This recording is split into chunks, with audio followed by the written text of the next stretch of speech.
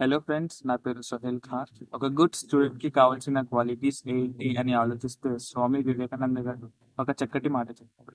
మనిషికి గొప్ప ఆభరణం వ్యక్తిత్వం. ఆ వ్యక్తిత్వం విలువ మన జీవన విధానాన్ని మార్చేస్తుంది. అలాంటి వ్యక్తిత్వాన్ని కోల్పోతే సర్వస్వం కోల్పోయినట్టే.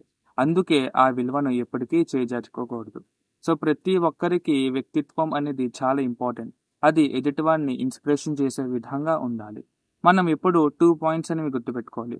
ఒకటి ఎక్స్టర్నల్, రెండవది ఇంటర్నల్. ఎక్స్టర్నల్ అంటే బాహ్యపరంగా ప్రేమ, కృతజ్ఞతాభావం, ఐక్యత ఇలాంటివి సుగుణాలని మనం డెవలప్ చేసుకుంటూ ఉండాలి. ఇంకా ఇంటర్నల్‌గా భయం అనేది మనం డెవలప్ చేసుకోవాలి. అంటే ఒకళ్ళు నన్ను చూస్తున్నారు, నా మాట వింటున్నారు, మనల్ని ఒకరోజు ఖచ్చితంగా అడుగుతారు అన్న భయం ఆ ఒక్క క్రియేటర్‌కి తప్ప మనం ఎవ్వరికీ భయపడకూడదు.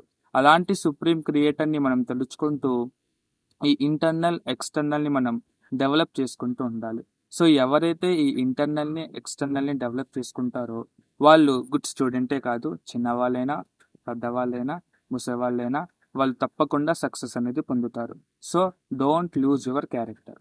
Thank you.